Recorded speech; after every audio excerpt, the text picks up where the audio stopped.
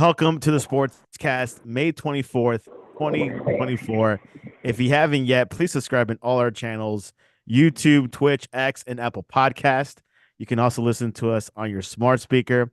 If you're listening on Apple Podcasts, please leave a rating and a review. It will help us out tremendously.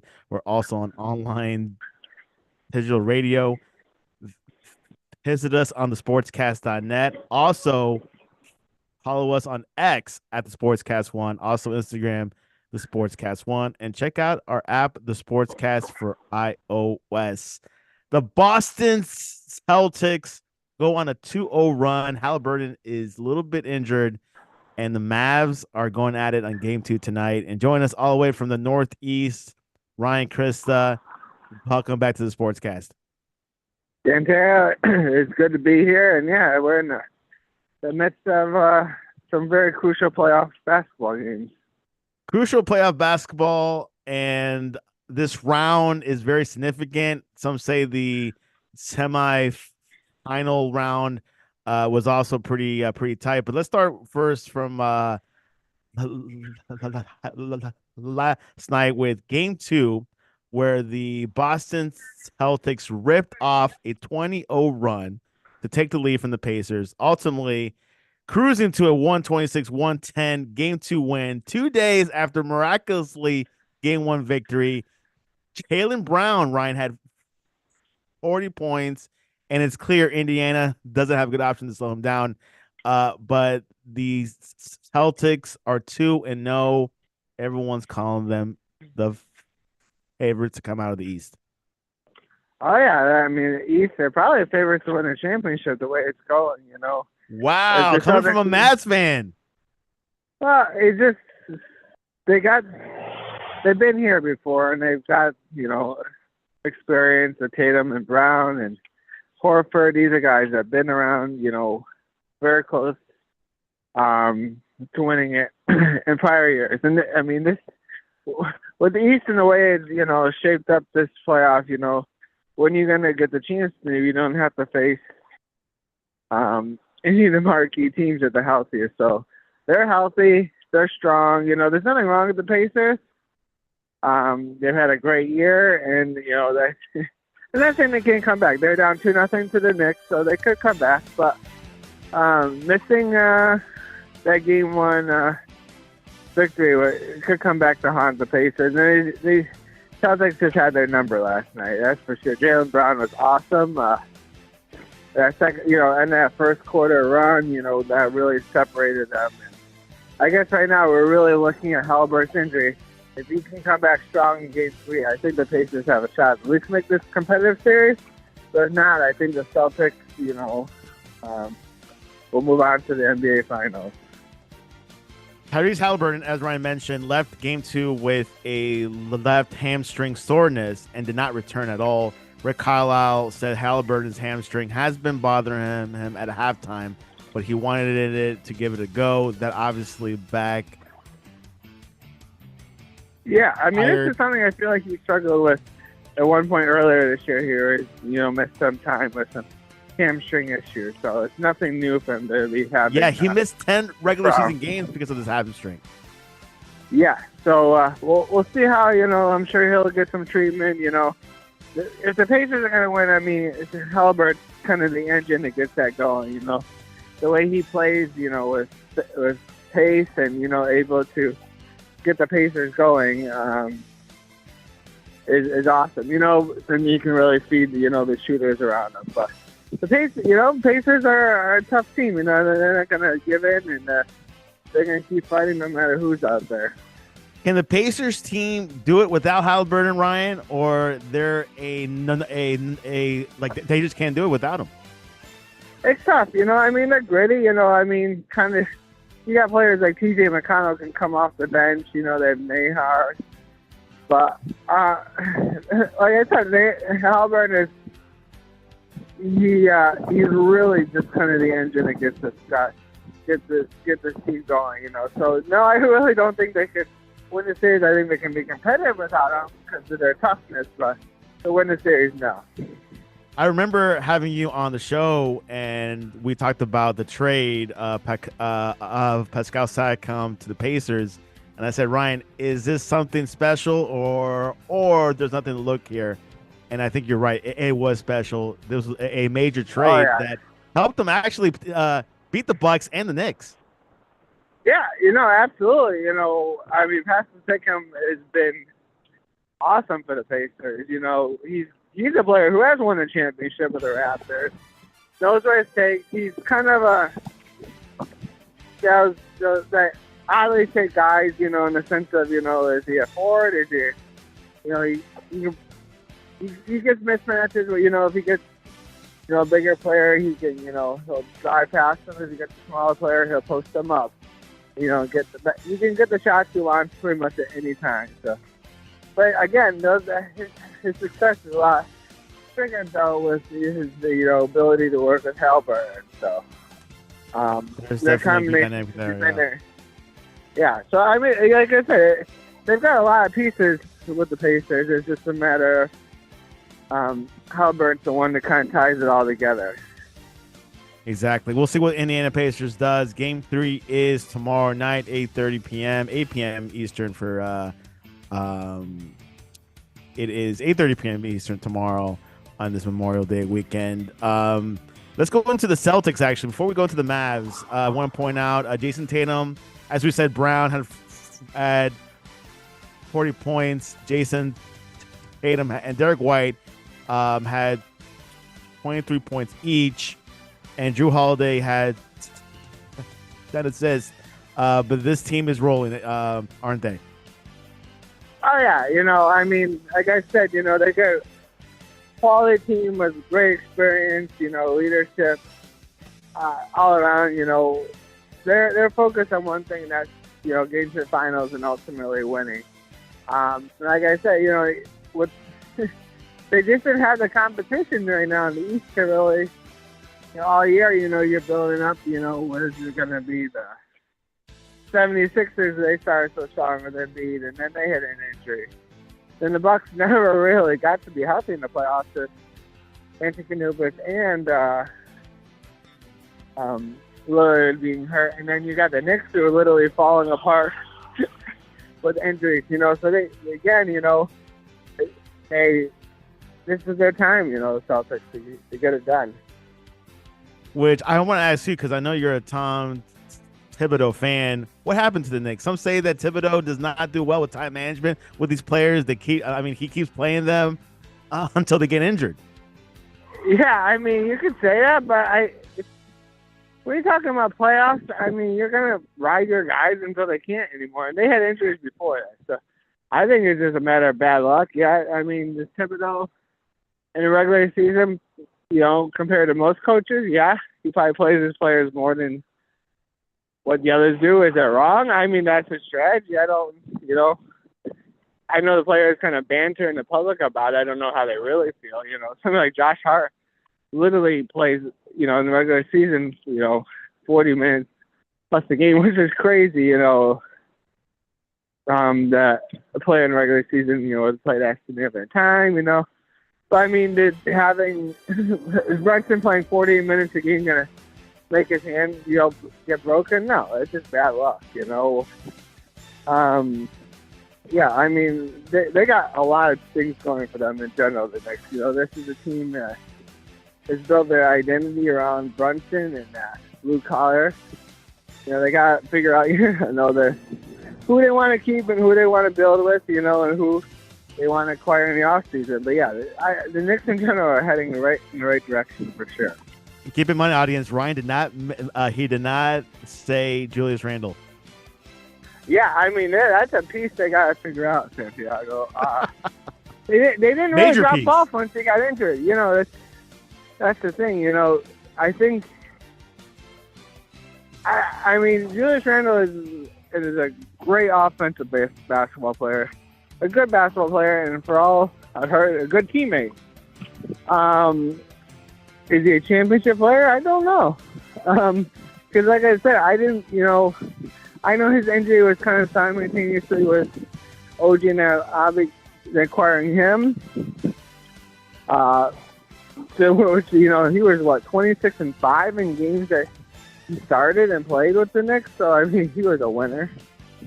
So we'll see if they're going to use Randall as a bargaining piece to get more pieces, or they're just going to try to build with them. So, again. Did I hear Devin Booker from you? I didn't say it, but it's kind of the big rumor. The Suns got some major roster questions. Implications. So, KD, new coach coming in. Yeah, Mike Budenholzer is an awesome coach. Kind of gets a. This is a guy who's was the ultimate winner in Atlanta. Gets fired, goes and all he does is win an NBA championship, and 2 years later, after winning 60 games, still gets fired. It's a tough world, Coach Bud. Yeah, so we'll see what happens. What he can do in Phoenix, but yeah, I definitely feel like the Suns got to do something with that roster. It's just a little too top heavy. They got kind of exposed in that playoff, when you don't have any depth. Exactly. And of course, we're all been talking about those Brooklyn trades a couple of years back. Who's winning, Phoenix or the Mavericks? I will have to choose the Mavericks so far, but we'll see what happens. Mavericks outscore Minnesota 26-22 in the fourth quarter to secure the 3-point win over the T-Wolves. It was the final score was 108 to 106, I believe. No, 108 to 105. The Mavs are up 1-0, 108, 105 in Minneapolis. Mavericks coming off fresh.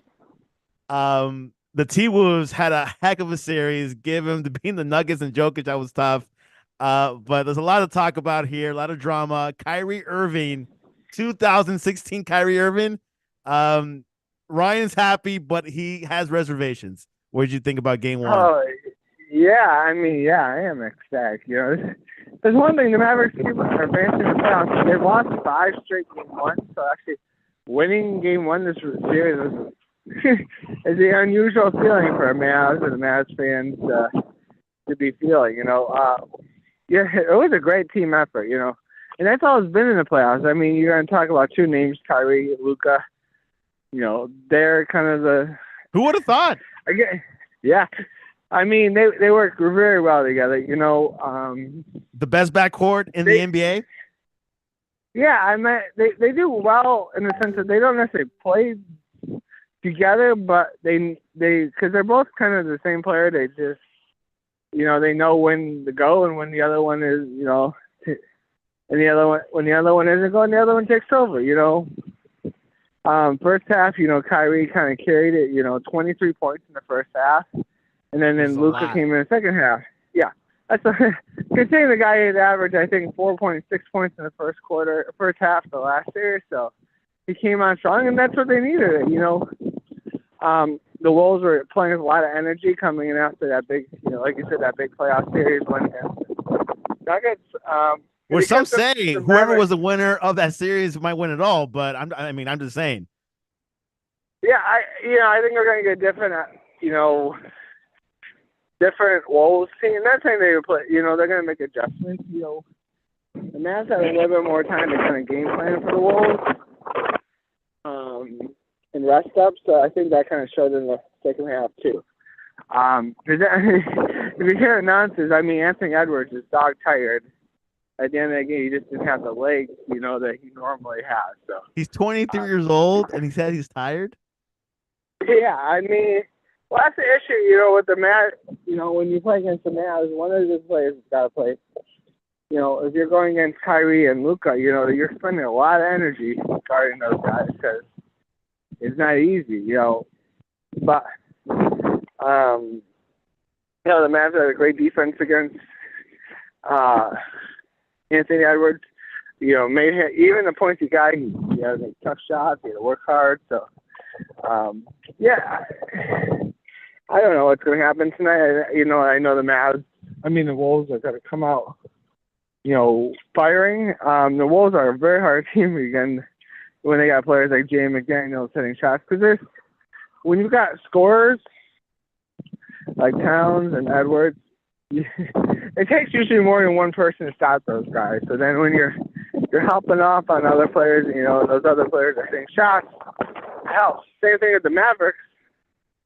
When you got players helping out off of, you know, players like PJ Washington, you know, they're and they're hitting those open shots. It's big, and that's the reason why the Mavericks are succeeding so much in the playoffs. They're role players like Derek Lively and Daniel Gafford. They're coming out huge, and it's a big deal.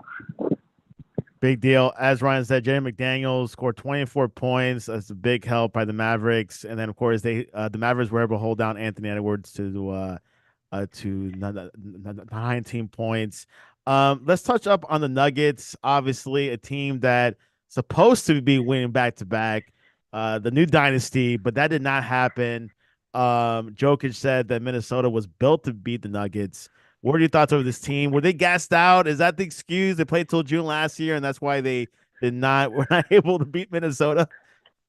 I don't know that, but, you know, Minnesota is a team that's taken a while to put this team together, you know, grow up, and they brought in some good pieces like a Mike Conley to come to lead them. Yeah, you could say they had a good recipe to beat the Nuggets. I don't know if they're a team that was built just to beat the Nuggets, but I don't know. The Nuggets are a great team. Having games.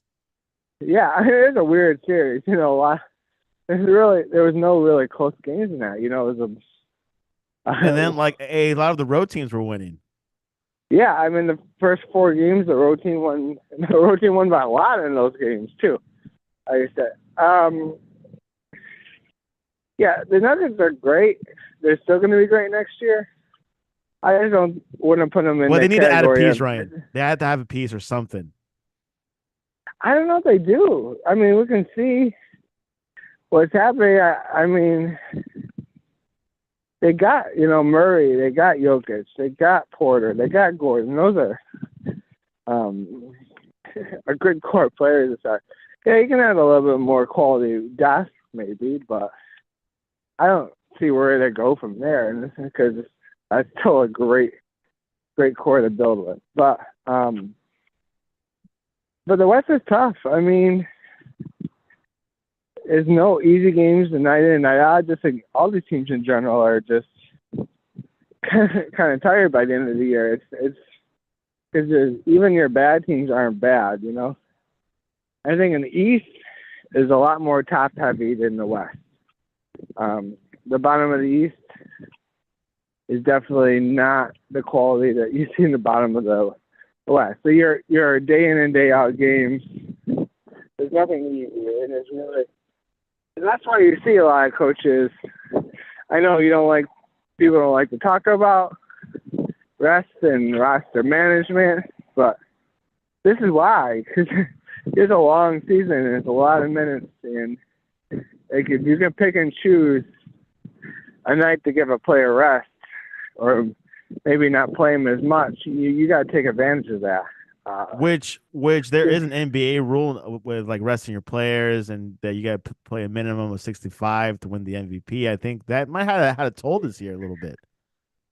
Yeah, and I think that's you know, at the end of the season when injuries are, you know, we get into the playoffs and it's gonna happen. Looking at the players that weren't available or, you know, or weren't playing,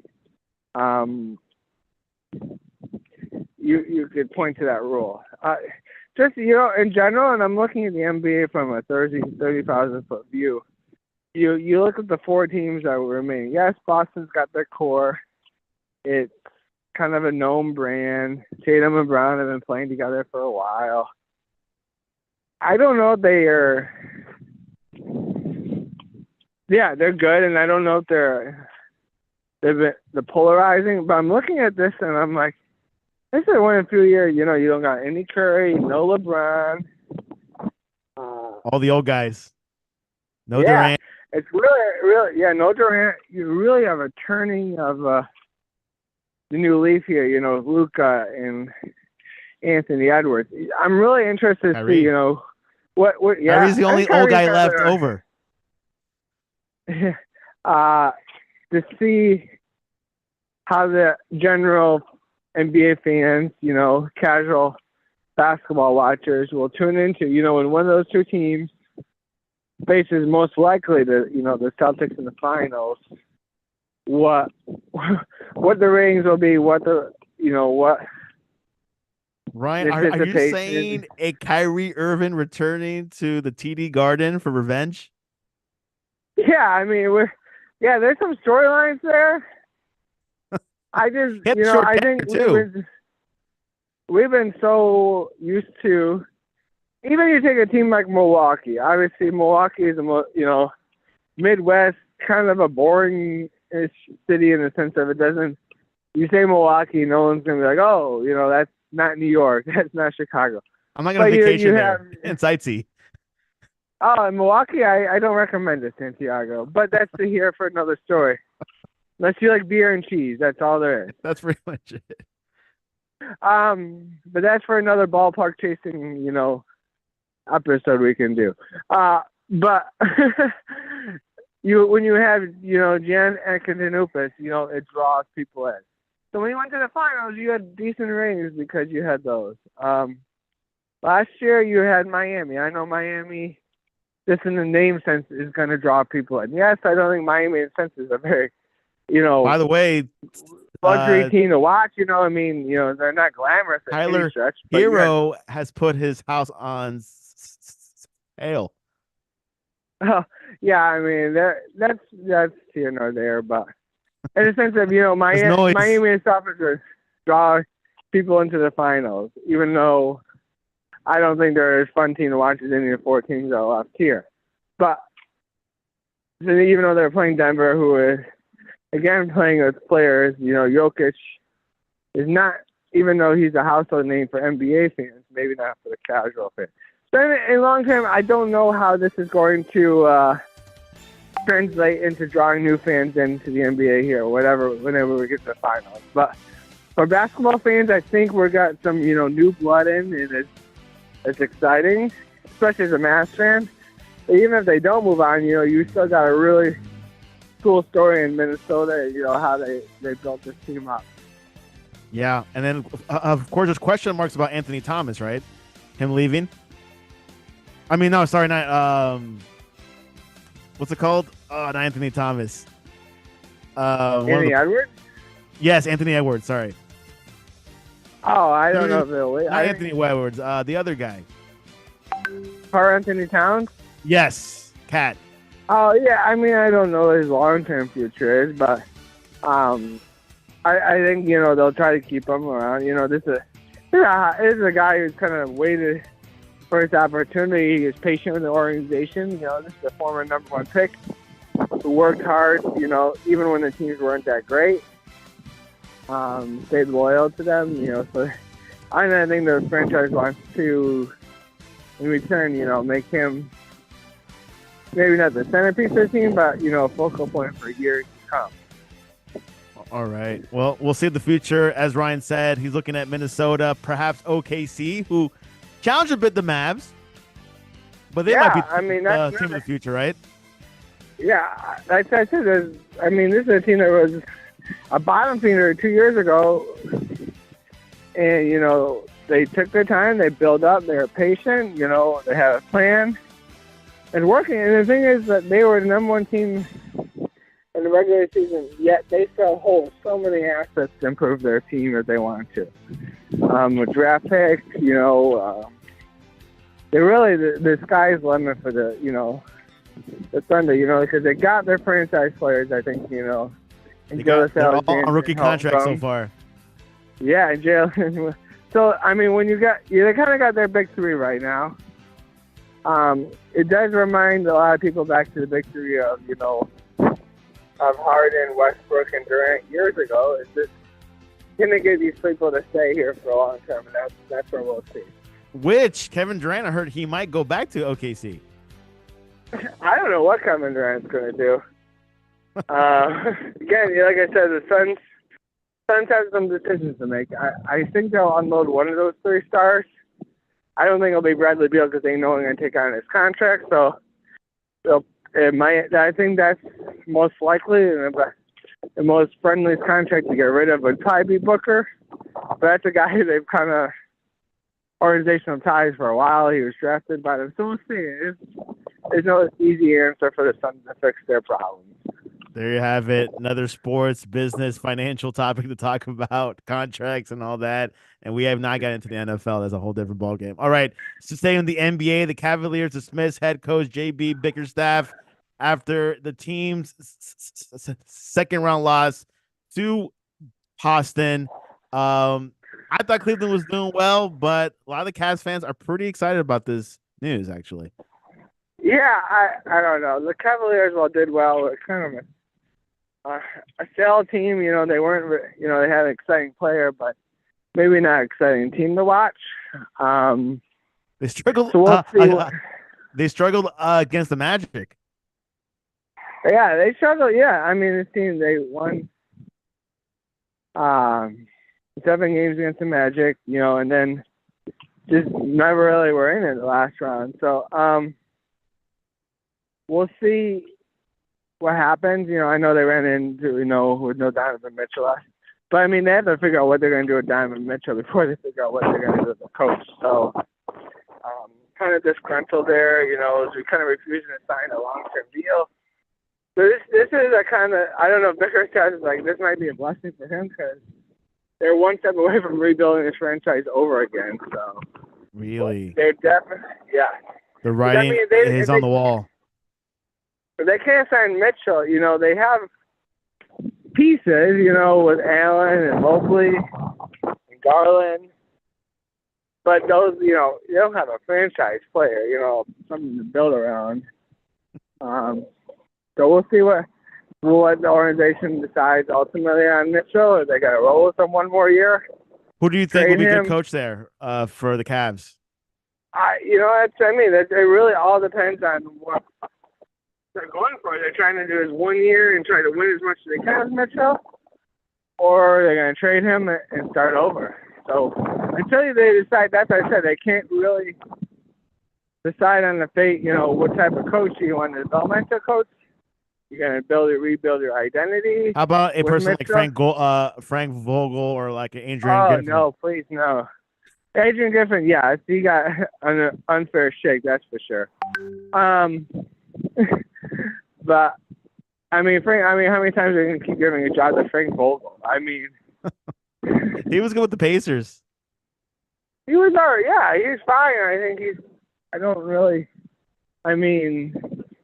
he wasn't that great with he won the bubble championship with the Lakers, which is fine. It counts. But beyond that, they struggled. They struggled mightily, with, the Suns this year. So, he had his time. I'm not saying he's a bad coach. But I don't, wouldn't be the first person they call. If Ryan was GM, he would not make that phone call to Frank Vogel. Anyways, the Broncos, I know it's a couple weeks back, they selected Bo Nix, quarterback at round 1, pick number 12. Your thoughts on that? Is that the future of the Broncos, or this is just let's see and see what happens? I don't think you're drafting somebody in 12th pick just to see what happens. I think this is the guy they want to. But I guess the question is when he becomes a starter, not if he becomes a starter. Days before the draft, they go and trade for Zach Wilson. Obviously not. With this pick, which could be a challenger for that quarterback number 1 position. You never know. Yeah, definitely for this year. The reason why you pick Bo Nix is that his upside might not be as high. His ready to play because he plays so much college football. He does have experience, a bit. Yeah, he has experience. He's older. He's but mature. Does he giving you the Kenny Pickett vibe? No, not really. I think Kenny Pickett. I don't know. He's maybe. I think there's a lot. I think we thought Kenny Pickett was a different type of person. A lot of experience.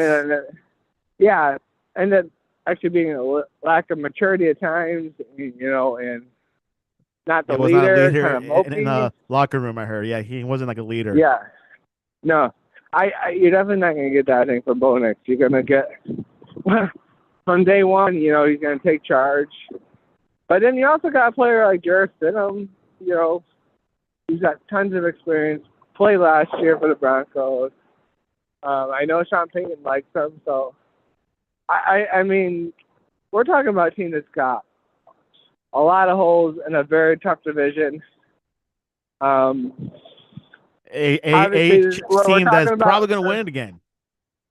I mean, we're talking in May, and I mean, I don't want to say I'm throwing away the season, but the way they've gone about the offseason makes you feel like they're not really ready to win right now.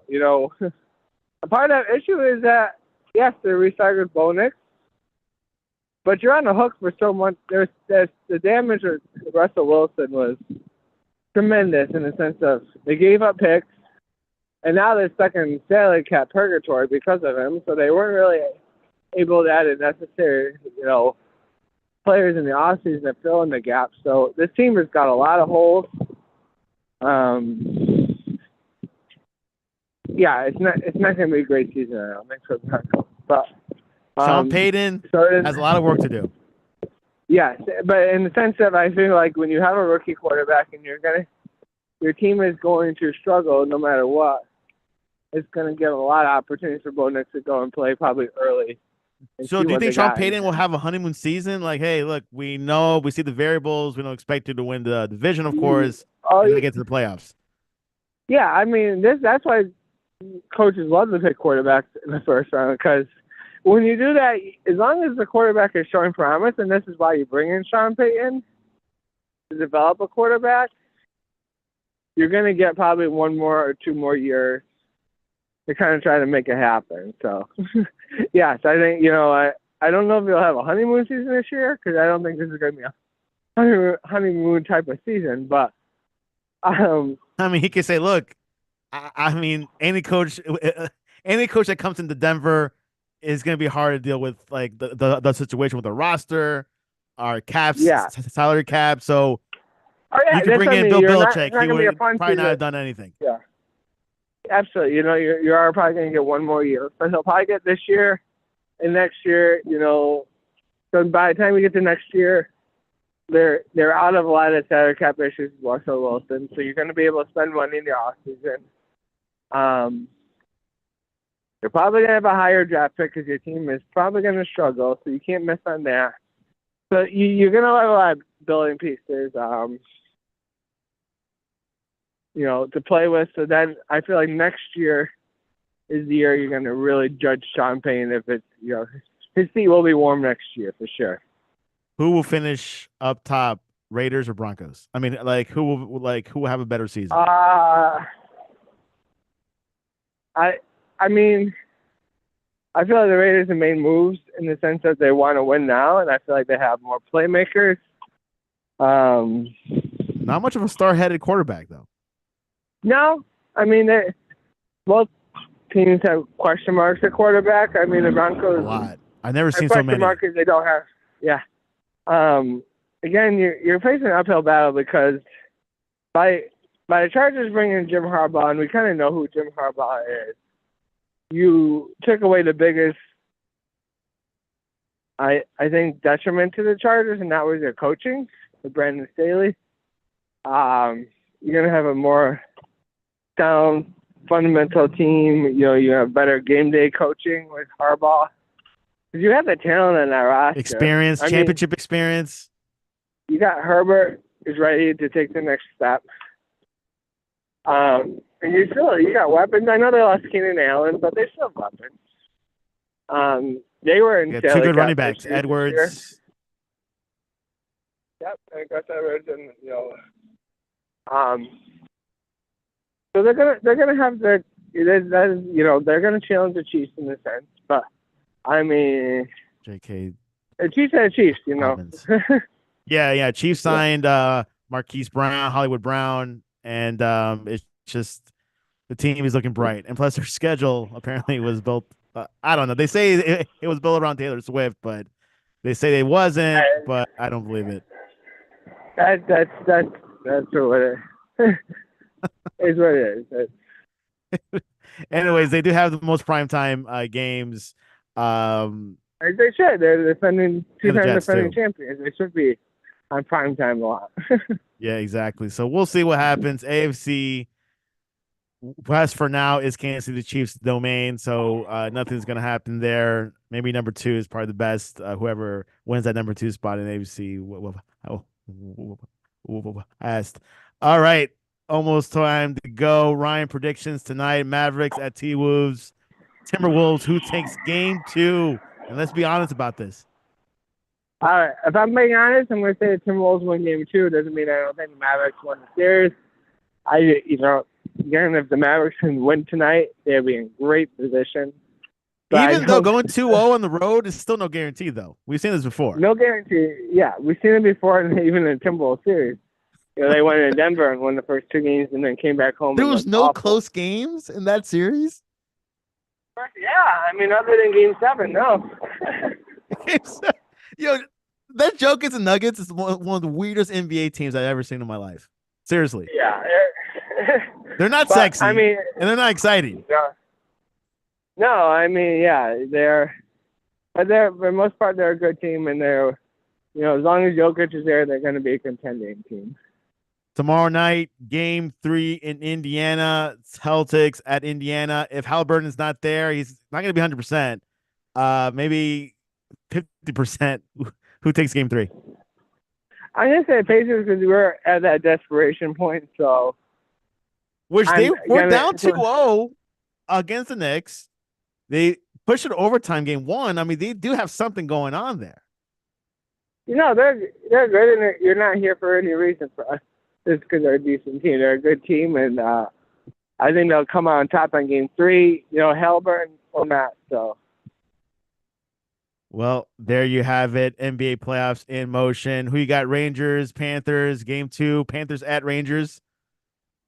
As long as Bob's in that, Santiago, you got a shot. I'm going to go Panthers. Panthers have a team built for the playoffs. They just got to see if they to win it all. That's the problem. They are well built. They are well coached, and they got good goaltending. So, yeah. So I would say the same thing about the Rangers too. So it's going to be a good series. I'm going to switch. I'm going to say the Rangers win that game tomorrow night, but I think they're headed to a 6 or 7 game series. 6-game series. Of course, that's hockey. In hockey, home field does not matter as much. They say that's what they say. Anyways, actually, it's funny because the rules favor the home teams in hockey, but yeah, really, the stats right now. All right, Ryan, Christa, what is the best way to reach you online to ask you, hey, can Bo Nix overcome Peyton Manning's record in Denver?